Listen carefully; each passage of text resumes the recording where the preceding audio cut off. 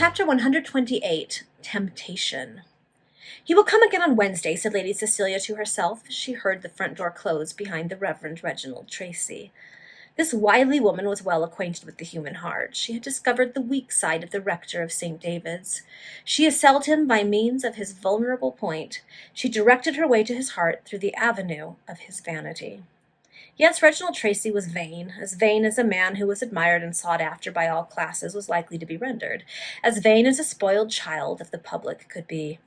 His life had, moreover, been so pure, so chaste, so ascetic, that the fierce passions which agitate other men were unknown to him, and as all mortals must be characterized by some failing, his was a habit of self-admiration. Venial and insignificant was this foible, so long as no advantage was taken of it by designing or worldly-minded people.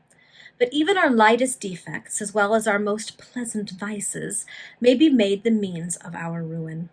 Vanity is a noxious weed which, when nurtured by the dews of flattery, spreads its poisonous roots throughout the fertile soil of the heart, and each root springs up into a plant more venomous, more rank, more baleful than its predecessor.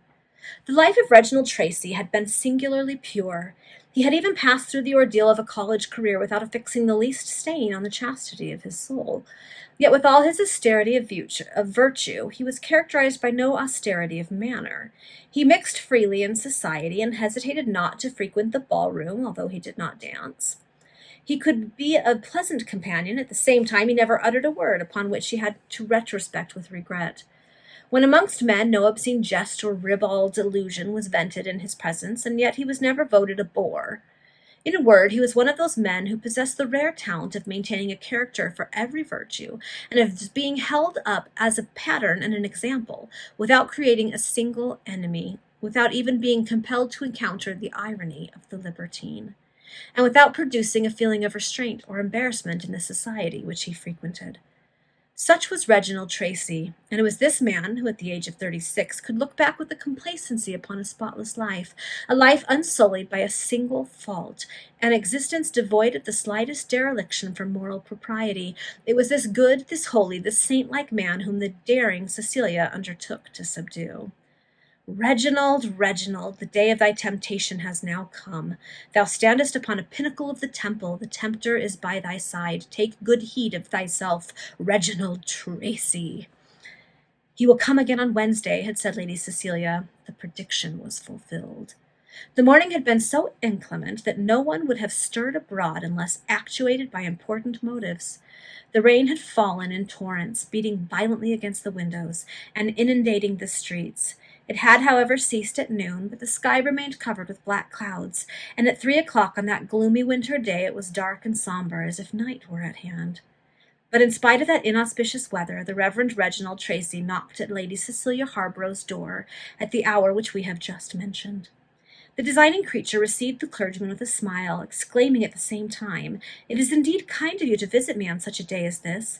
I have been so happy, so resigned, so possessed with the most complete mental tranquillity, since you manifested sympathy and interest in my behalf, that your presence appears to be that of a good angel." "It is our duty to sustain those who droop and console those who suffer," answered the rector. "Delightful task," said Cecilia. "What a pure and holy satisfaction must you enjoy when you reflect upon the amount of comfort which your lessons impart to the world-wearied and sinking spirit. Believe me, many an one has entered the gates of your chapel with a weight upon his soul almost too heavy for him to bear, and has issued forth carrying his burden of care lightly, if not cheerfully, along." "Do you really imagine that my humble agency can produce such good results in the cause of heaven?" asked Reginald, fixing a glance of mingled tenderness and satisfaction upon the charming countenance of Cecilia. I do," she answered with apparent enthusiasm. "I can judge by the effect which your admirable discourse of last Sunday morning produced upon myself. For let me not deceive you," she continued, hanging down her head and speaking in a tremulous and tender voice. "Let me not deceive you. It was not the heat of the chapel which overcame me, it was your eloquence. I dared not confess this to you at first, but now that I can look upon you as a friend, I need have no secret from you." She took his hand as she uttered these words, and pressed it in a manner which he conceived to be indicative of grateful fervor, and without a thought of evil, but with an indefinable sense of pleasure to which until lately he had been all his life a stranger. He returned that pressure. Lady Cecilia did not withdraw her hand, but allowed it to linger in his, and he retained it under the influence of that sensation which caused his veins to flow with liquid fire. He was sitting on the sofa by her side, and his eyes wandered from her countenance over the outlines of her form. "Oh, how can the man who accompanied you to the altar, and there swore to love and cherish you," he exclaimed, in an ebullition of impassioned feeling such as he had never known before, "how can that man find it in his heart to neglect, to abandon you, you who are evidently all gentleness, amiability, and candor?" "He has no heart, no soul for anyone save himself," answered Cecilia. "And now tell me, relieve my mind from a most painful suspense upon one point. Am I criminal in the eyes of heaven because I have ceased to love one whom I vowed to love, but whose conduct has quenched all the election that I once experienced for him? Affection that I once experienced for him? You must not harden your heart against him," said Reginald, "but by your resignation, your uncomplaining patience, your meekness, and your constant devotion to his interests, you must seek to bring him back to the paths of duty and love." "I might as well essay to teach a hyena gratitude," answered Cecilia. "You speak too bitterly," rejoined the rector of St. David's, and yet he was not altogether displeased at the aversion which Lady Cecilia's language manifested towards her husband. "Alas, we have no power over volition," said she, "and that doctrine is a severe one which enjoins us to kiss the hand that strikes us." "True," observed Reginald. "I know not how it is, but I feel that I am at this moment unaccountably deficient in argument to meet your objections, and yet—" He paused, for he felt embarrassed, and he knew not why. "Oh, you could appreciate the difficulty of enjoining a love towards one who merits hatred," exclaimed Cecilia, now skilfully availing herself of the crisis to which she had so artfully conducted the conversation. "You see that you are deficient in reasoning to enforce the alleged necessity of maintaining, cherishing, and nourishing respect and veneration for a husband who has forfeited all claims to such feelings on the part of his injured wife. At all events, do not tell me that I am criminal in ceasing to love one who oppresses me. Do not say that I offend heaven by ceasing to kiss the hand that rudely repulses all my overtures of affection.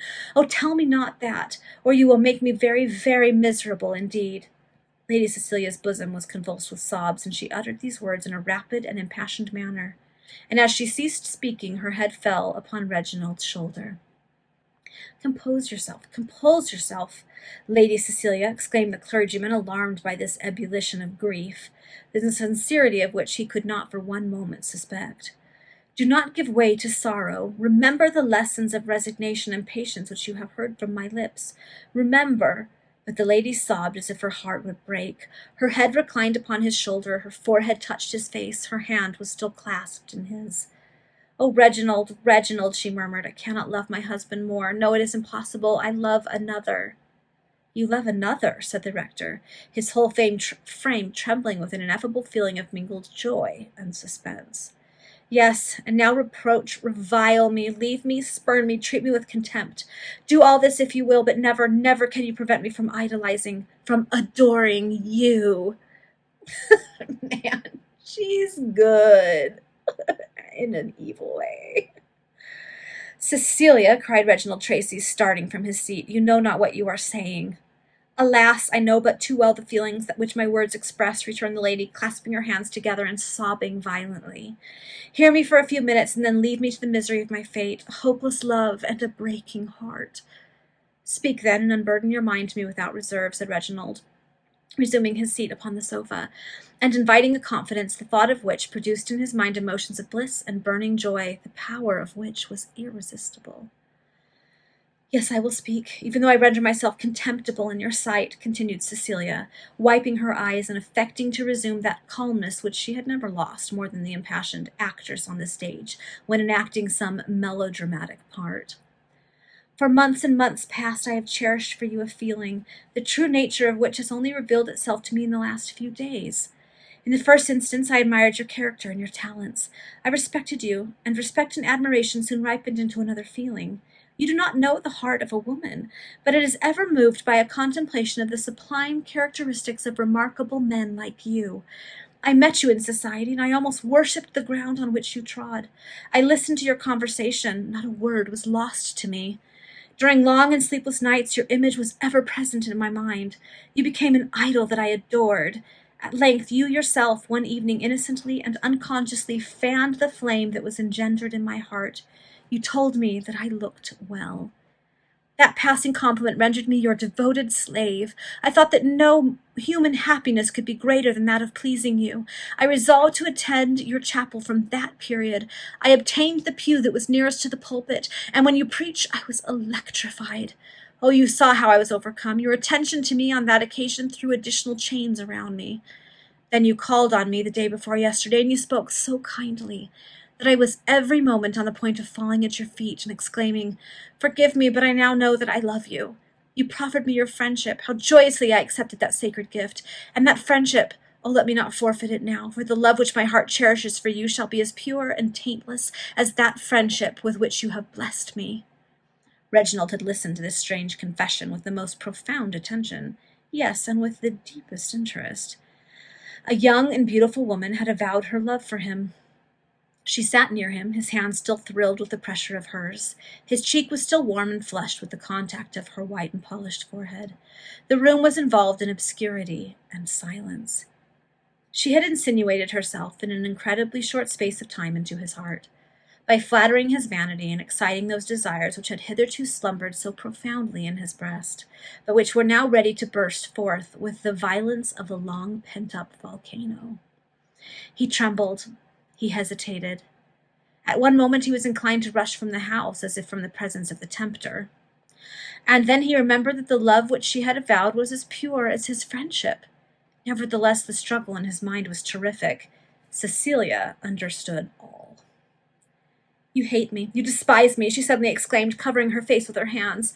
"Oh, do not crush me with your contempt. Do not abandon me to the conviction of your abhorrence. Reginald, take pity on me. Forgive me for loving you. Forgive me. On my knees I implore you." She threw herself before him. She took his hand and pressed it to her lips. She covered it with kisses. "Cecilia," murmured the rector, taking a faint effort to withdraw his hand. "Oh, don't do that." "No, no, you shall not leave me thus," she exclaimed with apparent wildness. "I should die if you went away without telling me that you forgive me. No, you must not leave me thus." "Rise, Cecilia, rise!" exclaimed Reginald, alarmed lest they should be discovered in that equivocal position. "Rise, and I will forgive you. I will do all that you desire. I will not leave you until you are composed." "And you will return and see me again? You will not withdraw your friendship?" demanded Cecilia in a soft and melting tone. "No, never, never," cried Reginald enthusiastically, as if he suddenly abandoned himself to the torrent of passion which now swept through his soul. "Oh, thank you for that assurance," exclaimed Cecilia, and, as if yielding to an unconquerable burst of feeling, she threw herself into his arms. "You shall be as a brother to me, and our friendship, our love, shall be eternal." Her rich red mouth was pressed upon the rector's lips. "That is not being a brother." Oh, her arms were wound around him, and for a moment he yielded to the intoxicating delight of that pleasure so new to him. But ere he was entirely culpable, his guardian genius struck his soul, and a sudden remorse, and in disengaging himself from the siren's arms he imprinted one long, burning, delicious kiss upon her lips.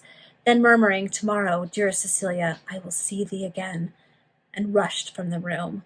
"He is mine," exclaimed the lady as the door closed behind him. "Irrevocably mine." Okay, that's the end of the chapter.